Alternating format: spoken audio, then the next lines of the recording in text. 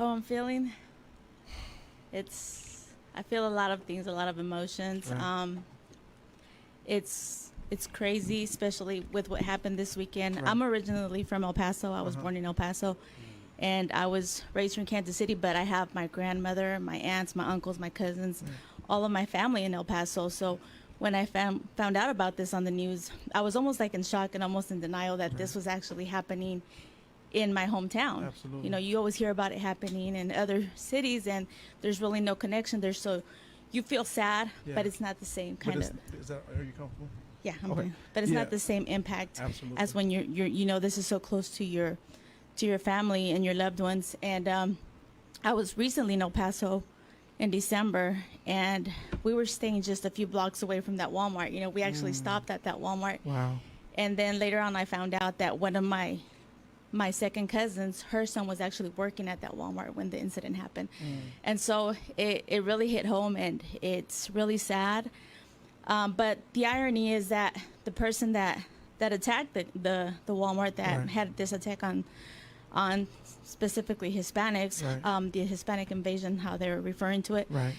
The irony is that when I go back to El Paso now, back in the day when I was living there when I was a kid, it was like mostly Hispanics there. And now when I go, it's actually more diverse than it's ever been. So it's actually like, how is this happening? We've come a long ways. Absolutely. We've evolved, and it's actually a more diverse city, but it's being attacked just because it's on the border. And up until this point, El Paso has been considered one of America's safest cities to live in. Yeah. And so, You know, it's funny you said that, because that is true. You know, oftentimes when we sit there and we say, talked about the different communities and things like that, it's like, you know, obviously in the inner city the crime is a little different than in the suburbs, things like that.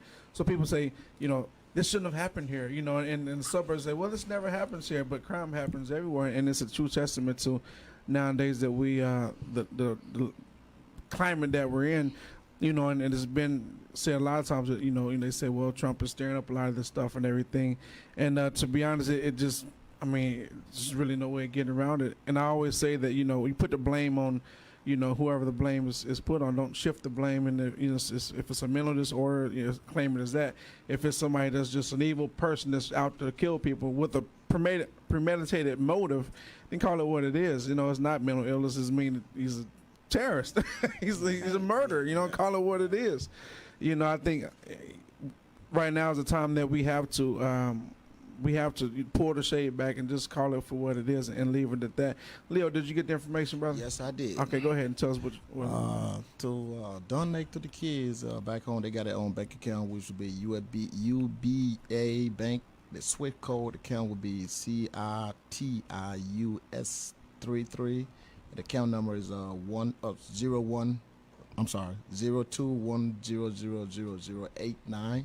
Once again, the SWIFT account would be C as in cat, I as in Isaac, T as in Tom, I as in Isaac, U as in Uriah, S as in Sam, 33.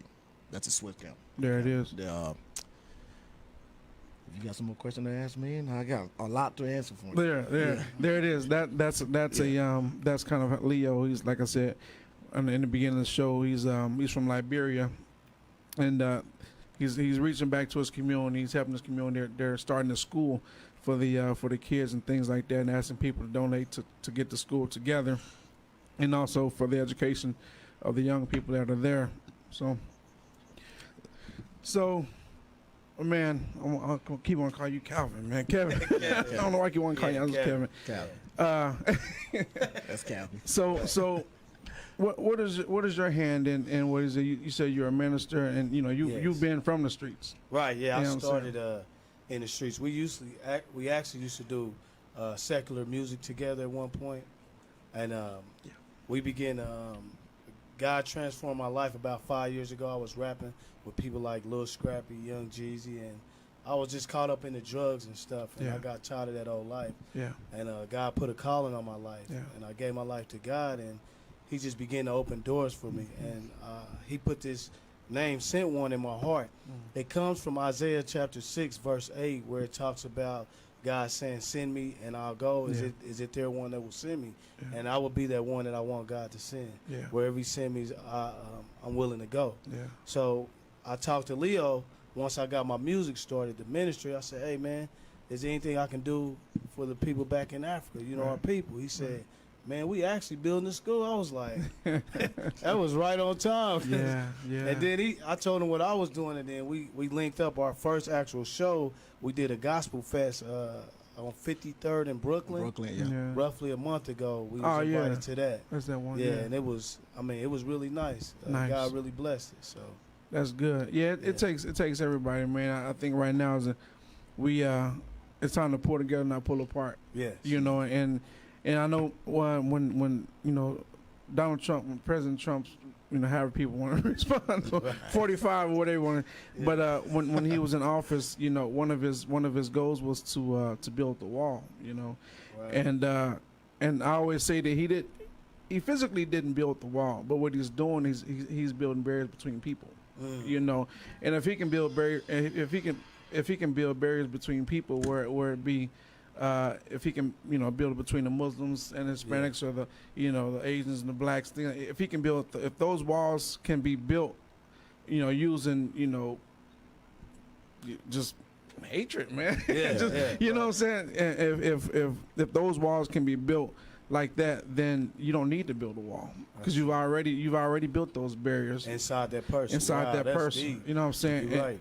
And in one way is, you know, and I always say the thing, you know, is divide and conquer. You know what I'm saying? If you can divide the people, then you can take the people and pick them off. Go ahead, brother. What you going to say? You know, that's so funny for you to tell the president. Right now, they got a lot of stuff going on in Liberia right now. Liberia is, if everybody can Google it, it's actually like that is United States. Yeah. Okay.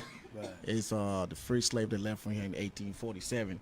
That's how Liberia becomes to be. Yeah. And right now, the president we got right now is George Weah. Okay, he doing his best to bring the country together. Yeah. But then politicians, you know, they got a lot of stuff going on that we'll be talking. Somebody get here talk bad about this guy, you know. But he doing his best. Yeah. And for me right now, I'm not into that politics stuff. Sure. My goal is to help these kids. That's my goal. That's right. Yeah. Yeah. Okay. And these kids, you got teachers over there that literally donate their time to go teach. They only make like $40 a month. Yeah. Wow. We use that at Press Shop to buy candy. Yeah, you know, in a week, in a couple of days, in a day. I just spend $50 just leaving my house. Yeah, so yeah. that's what people make in a month. Yeah. You know, so these people, it's just not about the kids, but the teachers. They're helping these kids to learn to be what they need to be. Absolutely. So, like I said, if everybody watching the show today, I hope they can just listen and go into your heart. The money is not coming to me; it's going straight to their account. That's right. And like I said, I just give the account number to everybody, and if they need it, they can always hit me on Facebook. Yeah. They can call my phone. I can give you my phone. I can get them my phone number. They can call me anytime. Yeah. I don't have no problem with that. Cool. But it's all about the kids. For me, all that politics, everybody get on Facebook and talk about who did the blah blah blah. If you tell me what you can do, you know, that's what that's my goal. Absolutely. Tell us what you can do back in Liberia, because Liberia is built. It's built for everybody. Right. It's built for you, Americans and Africans. That's what Liberia is built for. Absolutely. Okay, for us, like if you look at the Liberians, if you look in the Liberian community right now, we don't. People look at it and be like, okay, are you African, or what?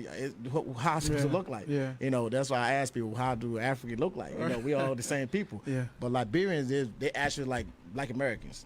That's how we are.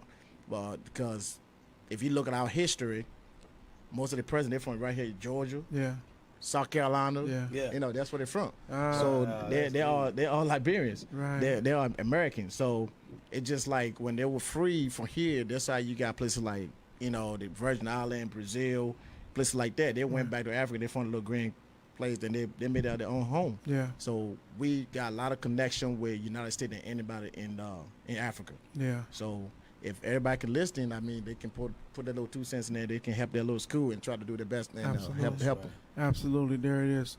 That's for sure, man. So what is the response from the Hispanic community? Is you know, I know how we feel about when you know, us as, you know, African Americans, we hear, you know, things as far as saying, you know, call us bad people and thugs and things like that. You know, I actually had a kind of a argument or kind of a debate with a pastor, you know, and he was talking about when, you know, Trump made the comment about, you know, Hispanics bringing drugs into the community, you know, and I was like, I said, you can't blanket say everybody, man. Right. That's just like saying every, you know, black people are thugs. That's everybody. No, it's not Right, true. you steal yourself. And yeah, and we actually went back, and it bothered me that he was saying, well, not all of them, most. I said, you can't even say most of them. That's true. You know, so in fact that debate was last week. You know, it got pretty heated. So, so what is your how y'all feel about that? Well, Basically, what I'm saying. well, since I'm speaking on behalf of all Hispanics, no. I'm gonna try to incorporate what I've heard from the community, Yeah. what I see like on Facebook and from friends and things like that. And I know when it first started happening, when he first started talking about Mexicans being rapists Right. and drug dealers and things like that. Well, obviously everybody was upset. Everybody was outraged that this is how we were being labeled. You Right. know. Is it true that Mexico exports drugs to the United States? Yes, it's true, but that doesn't mean that Yeah. all Mexicans Right. bring drugs to the United States, or that they're all drug dealers or they're all criminals. And if they do bring it, who wants it? Who pays for it? Who wants them to bring it over here? You know what I mean? But go ahead. I'm sorry.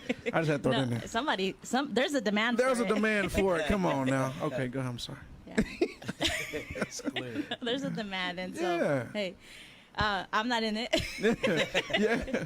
Well, no, I mean, there's so many people that come to this country to work. You know, there's a lot of people that work in construction. Yeah. That we have doctors, we have lawyers, we have people in the community that you may see them at a hotel cleaning rooms, but back in Mexico, they had a degree in law. They had a degree in medicine. My husband, for example, he's a engineer in computer science in Yeah. Mexico, but when he came to the United States, he couldn't practice his degree, so he works in construction. Yeah. And so there's all these stereotypes that, you know, Mexicans that come, they're ignorant and they don't know how to do anything better than to just work in these, Right. you know, low paying or not so glamorous jobs. Right. And the truth of the matter is they're educated, the majority of them are, but you come and do what you have to do, you know, Right. because when your degree isn't worth anything here, you know, for you to, you can't come and say, I'm a doctor, I want to be a doctor in the United States. You Right. have to go through the degree again. You have to go back to college and take the American courses for it to be valid. Right. So how do you all of a sudden throw away all your studies and then come and pay all this money again? So then Yeah. you just do what you have to do because you're here Yeah. to survive, to provide for your family, to send money back home. So you don't have time to go back to school. And plus learn the language. Right. Plus learn a whole new culture. While you're trying to provide for your family, you're having to learn a whole new culture, a whole new language, a whole new way of life. But then you may have kids, or you may have a spouse. Right. You know, you get hungry. Right. You know, you sort of live. Go ahead. And a lot of times I hear people say, well, if you're going to come to the United States, you need to learn English. Till this day, I haven't met a Mexican who came to America without the intent of learning English. Gotcha.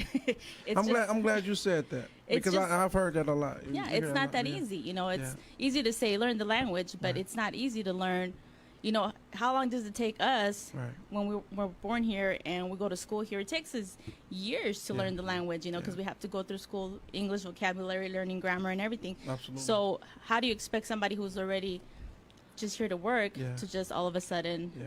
speak a language overnight? My mother's been here all my life, you know. I'm not going to say how old I am, but for her it's been challenging because she came as an adult. She didn't go to school here, so she can't have the same level of English as somebody who was Absolutely. raised here. And she was already fluent in up into her ages with Spanish, and then to come in and try to reverse all that. 'Cause Right. I've been trying to learn Spanish, and I read a couple books. I'm like, yeah, I'm done for now. It's hard.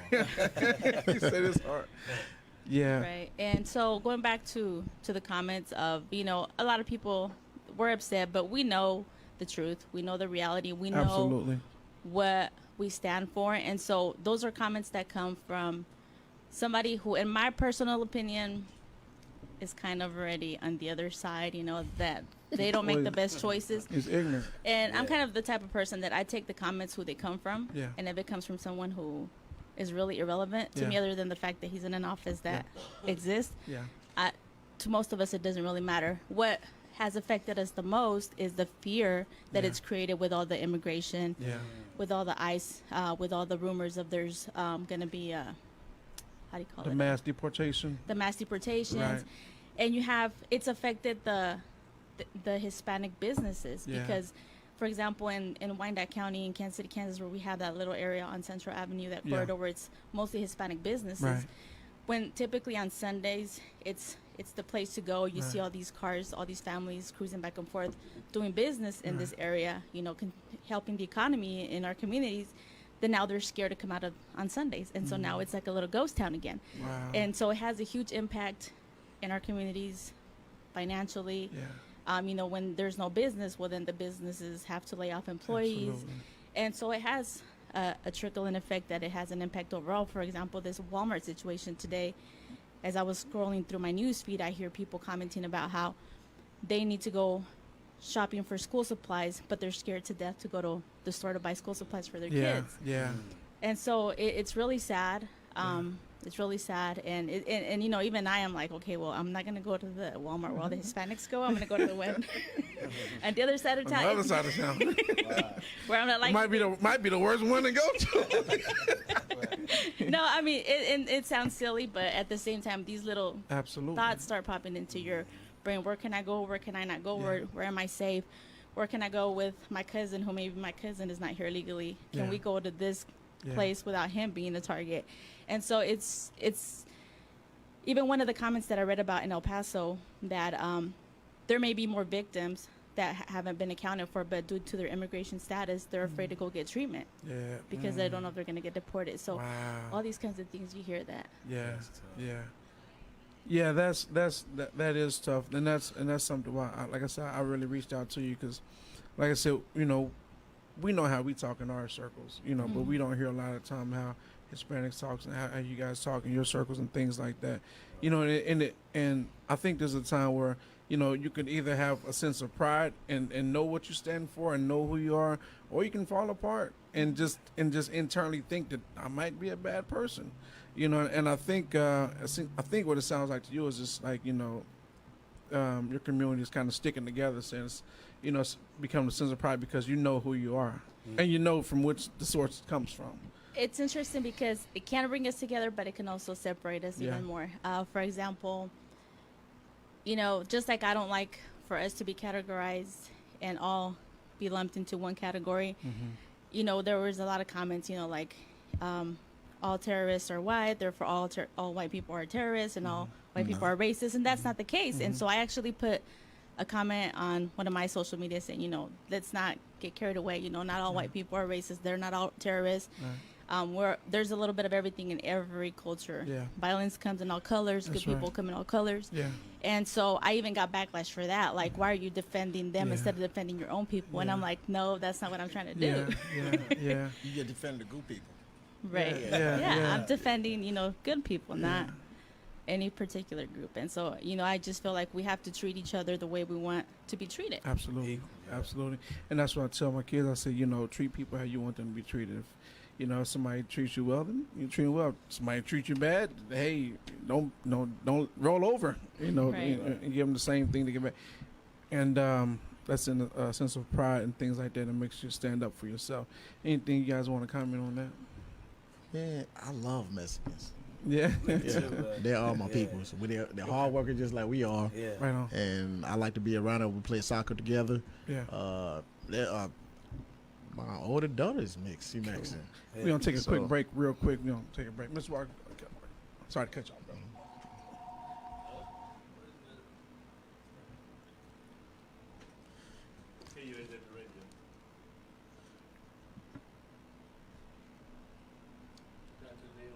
Yep. Okay.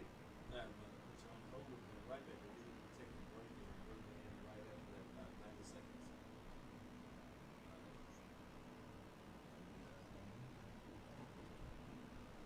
Okay, so.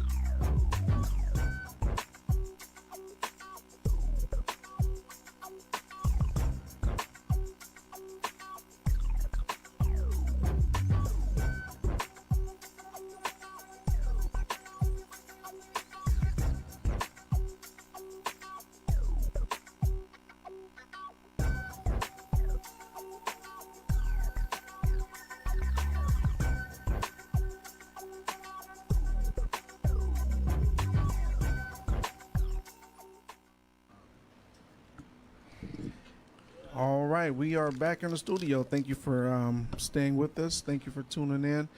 You can always hit us at kuaw.org, or our phone is probably tied up now, but it's phone number 816-599-6893,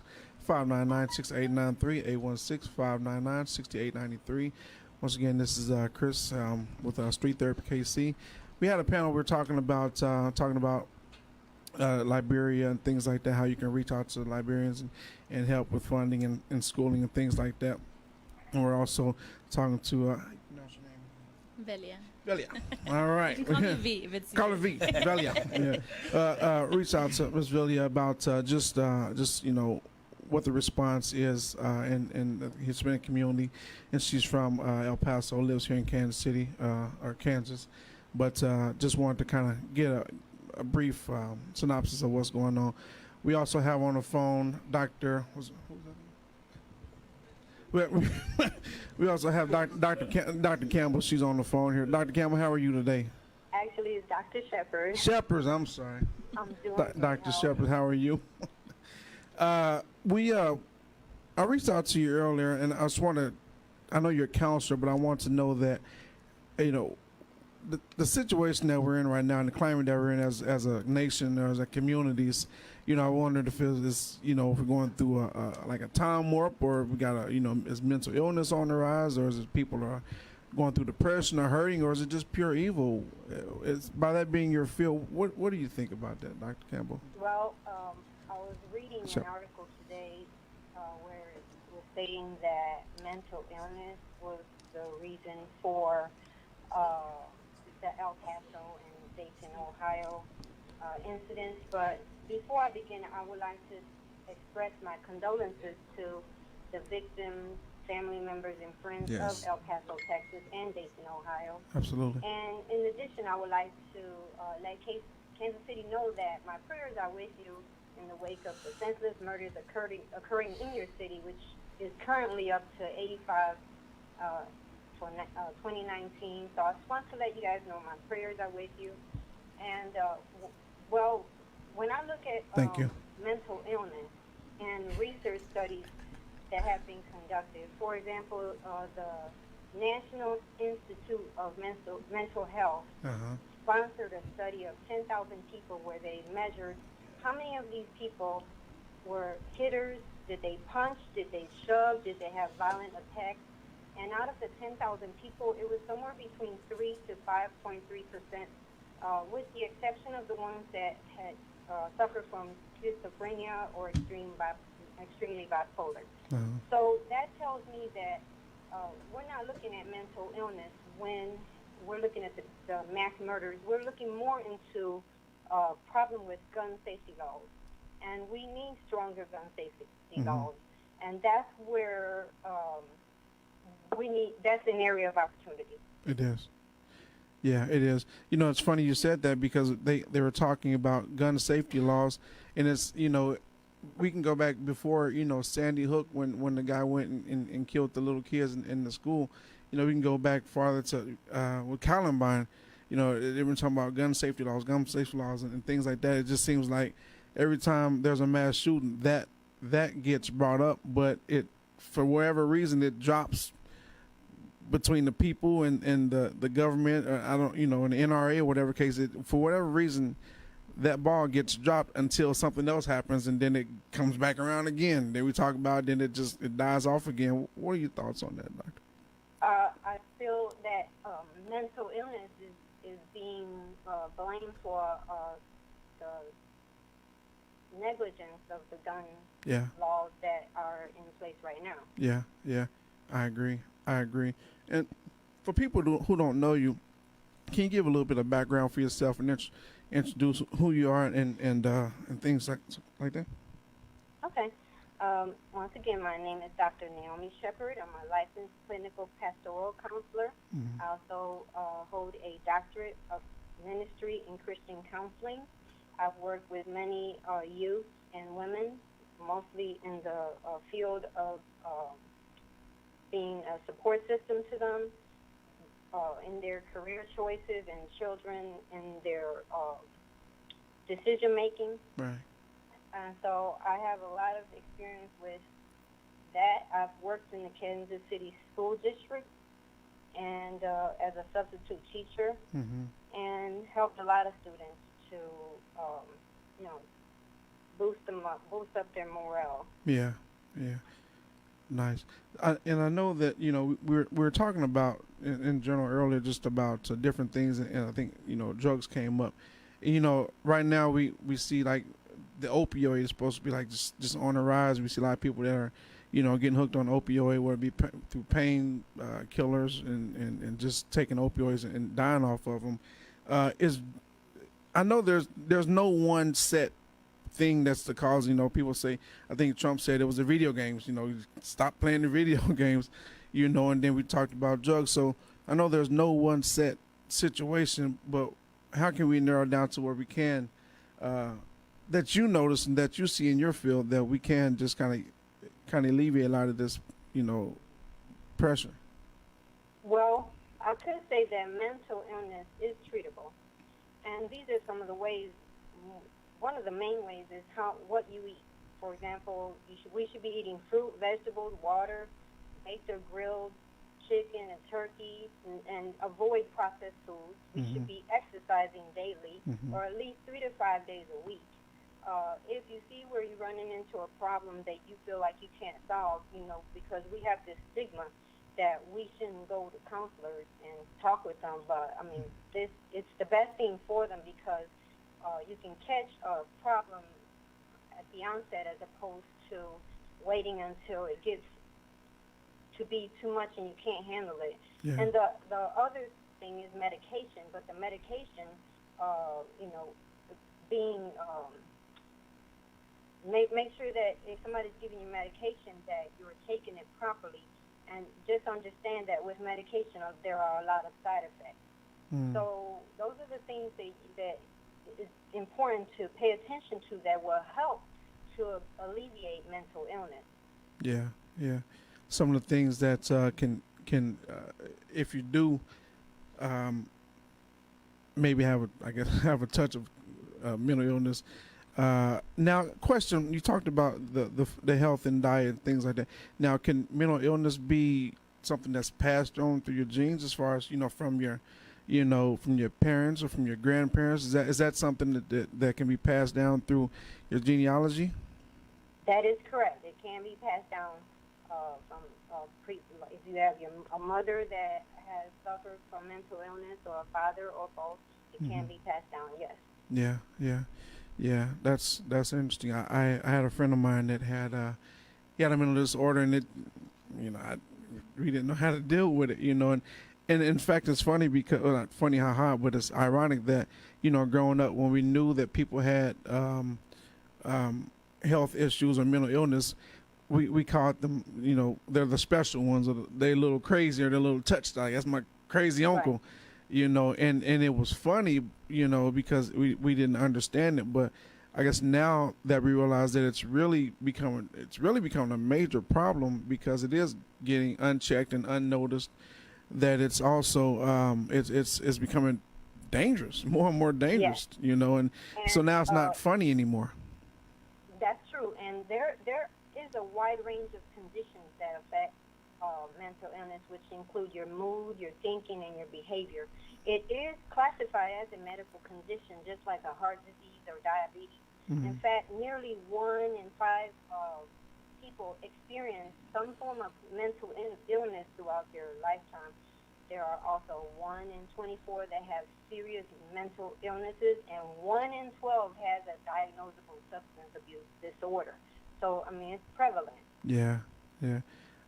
We got a panel here. I just wonder if there's any questions anybody might have for the doctor that they kind of, it's on their heart or mind. Me personally, no. Okay. All right. Well, I'll keep. Yeah, there's a panel of folks here, and we're just kind of hash it out and see what what's going on. And now I can tell you some signs of mental illness. Some things that you could be looking for, and probably your family members and friends that can be, somebody can think it's one thing, but it can be connected to mental illness. And some of these signs are obesity, fatigue, chronic pain. To give you an example for chronic pain, like if I have a student and they're like, my tummy hurts, and they continue to complain because they cannot express, I'm depressed Yeah. or I'm having anxiety, so they'll say, my tummy hurts. Yeah. Tics and twitches, sinus problems, nausea, gastrointestinal complaints, weight loss, headaches. Those are some of the signs that you can look for in your family members and as well as children, especially children, because they don't know how to express that they have anxiety or depression. Absolutely. You know, a lot of times, you know, well, sometimes when we hear these stories, you know, you say, well, he was on Facebook and he posted some things that might have been disturbed, but we really didn't pay attention because that's just him. Or he was isolated. He always kind of stayed to himself, and he didn't really engage with anybody. Or he was bullied and he got enough being bullied, so he just went out and, you know, or his girlfriend broke up with him, or he had a bad home situation. You know, so you hear a lot of different scenarios on how these people, how the person that deals with it, how they finally just click, I guess. Right. Well, that's I'm happy you brought that up because one of the research studies also indicate that 80% of people that have committed suicide have given a warning to their family member or friend. Right. And to me, every threat should be taken seriously. Right. Also, there's for the National Suicide Prevention Hotline, their phone number is 1-800-273-8255.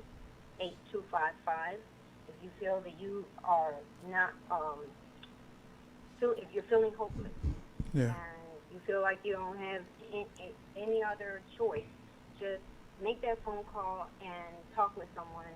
I also would like to give you some of the signs of people that are suicidal, which include excessive sadness, hopelessness, sleep problems, sudden calmness after a period of depression. So that means that they have resolved what their decision is, and they are ready to make that next move of suicide. Yeah. If they're withdrawing, or they change in personality or their appearance, if they self-harm, or they have recently threatened to commit suicide, those are some of the signs that should be taken seriously. In addition, the most people that commit suicide are teens, young adults, and elderly. Women may attempt to commit suicide, but more men will follow through. Hey, Dr. Shepard, I was wanting to know, as we're talking about the violence and stuff, does most mental illness, though, are they violent, or what's the percentage of mental ill people that are actually violent people, or is it maybe a misnomer to think that it always ends in violence? Well, I don't have that percentage, but the research study I had mentioned earlier, sponsored by the National Institute of Mental Health, they surveyed 10,000 people, and out of those 10,000, only 3 to 5.3% were hitters. You know, they punch, they shove, or they have exhibit violent attacks. So it's a very low amount. Just say, for example, a lot of the people that are being targeted, mental ill people, are being targeted. They can be targeted by the police, because they don't know how to handle the mental illness, or I kind of feel like there should be more training with police on how to handle mental illness, so when they approach someone that is suffering from a mental illness, that their ultimate decision won't be to, kill.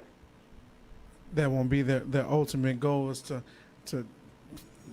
terminate person, to kill them. Right. Yeah. They can call in probably a negotiator or someone that specializes in that area that can come out and help them out with the situation. Absolutely. Dr. Shepard, if there's someone that wants to reach out to you, connect with you, maybe go, I know you gave the number to the suicide number, but is there any contact that people can reach out to you if they're needing to talk to you or just contact you? Yes, sir. Now, I can be booked virtually as well as in-person appointments. On all, you can reach me on all platforms, Facebook, Instagram, and Twitter, at shepherdsafehaven.com. So Shepherd is spelled differently. It's SHEPARDSSAFEHAVEN.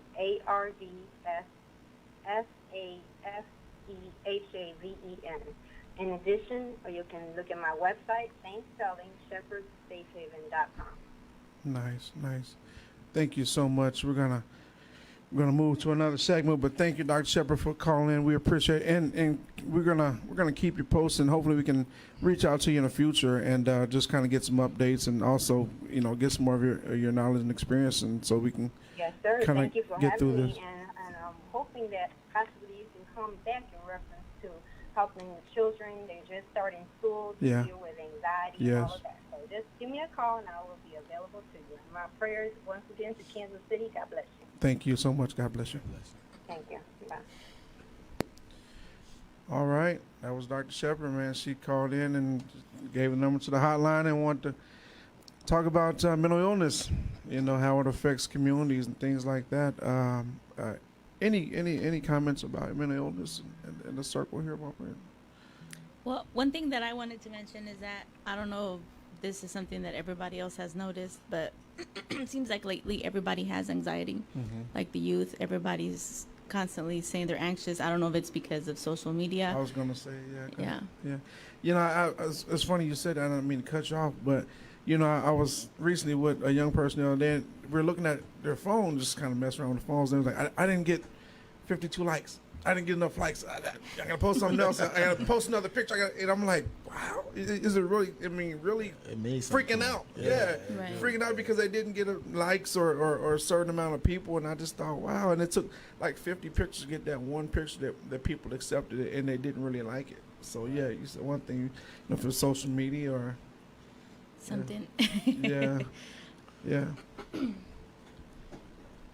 Well, I think all the violence that's going on could be a thing with giving people anxiety too. You Yeah. turn on the news, it's one event after another. It's like this last weekend, shootings here in Kansas City, the Yes, mass sir. shootings on the news. Absolutely. Everyone should have a little anxiety kind Right. of building up there. As you mentioned of knowing if you want to go outside, do you want to go shopping? When you go in Walmart, will you be looking over your shoulder now a little bit? Those type of things, just from not just social media, but just all the news that we get about bad things Absolutely. happening. Say when you go to I guess we can stick with Walmart. Say when you go to a Walmart and there's a kid back there playing with, a toy, and the toy hits the ground like pow. Do you automatically jump? Right. You know what I'm saying? Because you hear it, you think is it that much on the edge, and it might be. To the point where when you hear things, you do jump. And in fact, that's I think that's like a light form of PTSD. That's a post-traumatic syndrome. Yeah. That's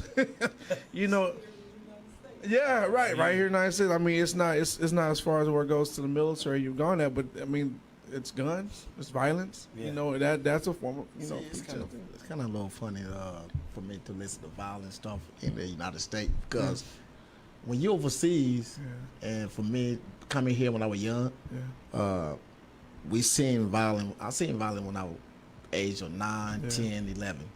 It was civil war, like everybody know it happened in Liberia. Yeah.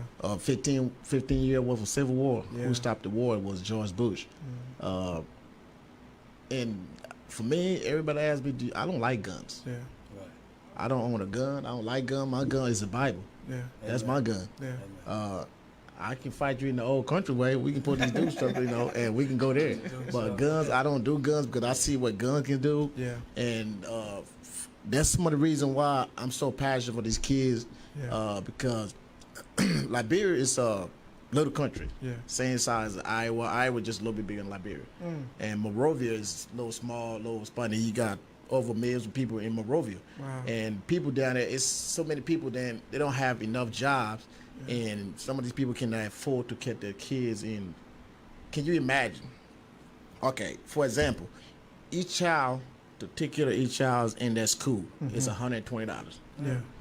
That $120 give them backpack, shoes, clothes, the whole year lunch. Yeah.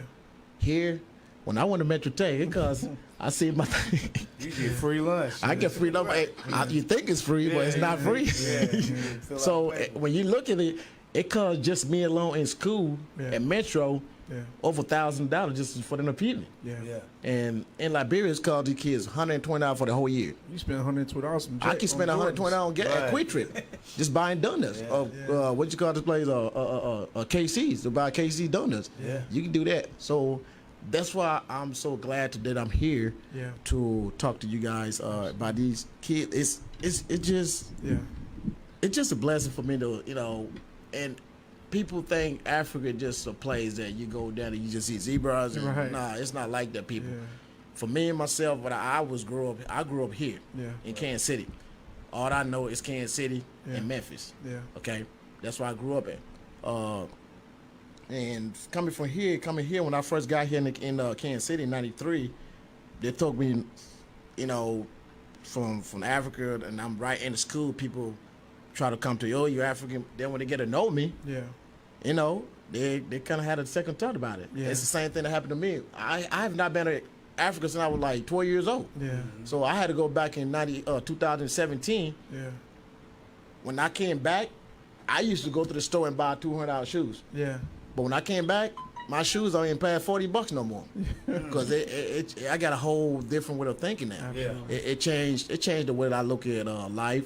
And I hope as African Americans stop watching too much TV and go home and see what's going on for yourself. Right. Yeah. Don't listen to he said, she said, no, that ain't gonna help you. For myself, I had to go back, although I came from down, but I didn't remember nothing no more. Yeah. So when I go back there, Yeah. I see I'm like, wow. Yeah. And these kids out here, I come out here, and then the first day I came from Africa, I was going to my buddy Anthony's shop on 31st and 35th in Indiana. So I'm coming down the street, this kid walking with pants way down here. Right. So I'm looking like, God, please buy this kid a plane ticket and just let him go back home and see how he look like. When he come back, He'd be different. He'd be a different person. Yeah. Because the type of opportunity we have here, you don't take advantage of that. Right. That's why I'm so passionate now to help these kids. Absolutely. It costs $120, people. Yeah. $120 for each kid for the whole year Yeah. to Yeah. take care of them. So I would be so glad if people can dump. If it's $20, this money don't come to me. I don't even see the money. Yeah. So don't think the money come to me. I don't even see the money. It goes straight in this. This bank is connected with a bank in New York. Yeah. Everything in Liberia is connected with United States because United States they own Liberia. Yeah. Before you become president in Liberia, the United States got to approve it. Yeah. So Yeah. that's how it goes. Yeah. Yeah. Your own Oprah Winfrey. They got Her background's from Liberia. United States got. They got piece of it's it. owned by United States, so they speak English just like you guys over here, but Absolutely. they speak though British English. The United States got an independence on July 4th. Yeah. They just had their independence on the 26th, July 26th. So they got an independence from the same person, which is Great Britain. Yeah. And people don't know that if you ask anybody around the world, United States got an independence, they don't even know. People just don't know. United States got an independence from Great Britain, Yeah. and we got our independence from Great Britain. Yeah. So they fought for United States in World War I, World War II. They're the only country in Africa would stand up for United States every time. Because they're all Americans. So, and they're down there, they need help. So that's why I need to step out here and try to talk to people out here, especially my Metro Tech people. No. Let me get her in real quick. I just wanted to contribute to that because it's interesting how you mentioned how the United States got its independence from Great Britain and Liberia and how everybody speaks English in Liberia. Yeah. Sorry if I didn't pronounce that right.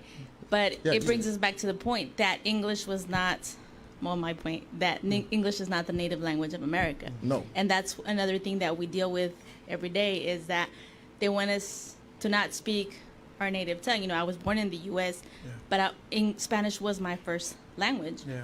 And, I was lucky to go to school here and learn English. But when I speak to my grandmother, when I speak to my parents, when I speak to my elder aunts or, people in the family, I have to speak Spanish to them. And so that's one of the other things that we're facing challenges with is that it's frowned upon for us to speak Spanish in public. Yeah. And I understand the part where, when I was growing up, if we were having dinner at my uncle's house or my grandmother's house, and they would tell us, don't speak English at the table because grandma doesn't understand. So I understand that aspect of where if we're out in public, we have to be respectful of those who don't understand what we're saying. but at the same time, I have to be able to communicate Absolutely. in a respectful manner Absolutely. with my family members as well. So it's kind of like we're kind of stuck in the middle with that, but I don't have any intentions of unlearning Spanish. but it's interesting how. You know, like she One was just, second. How can people reach out to you if they want to reach out to you as far as connect with them? Well, I have a Facebook page that they can reach out to me, which is Belia Live, BELIALIVE. That's like the one that I have for public, for everybody who wants to contact me. And I also have another one called Belia KC. So you can contact me on those as well. Okay. We're running short on time, so I want to kind of get that out there. How can people reach you, Kev? You can reach me under Kevin Morgan under Facebook, or you can go to Sent1, SENT1. And I just really believe it's about unity. Yeah, You know, yeah. that's the big thing. Yeah. My wife's from the Philippines, and Leo, he cooks a great dish. It's Yeah. a fish dish. It's spicy, but you'll love it. I love different cultures. So it's all about unity for me. And I just dropped a single called Picture Me Rolling in Heaven. Yeah. You can catch that on Spotify, all the platforms. I'm actually working on a new single called Together We Stand. There it is. So That's thank it. you. That's it. Straight therapy. We'll see you next week. Thank you for tuning in. Peace. Bye. thank you. Thank you. Thank you.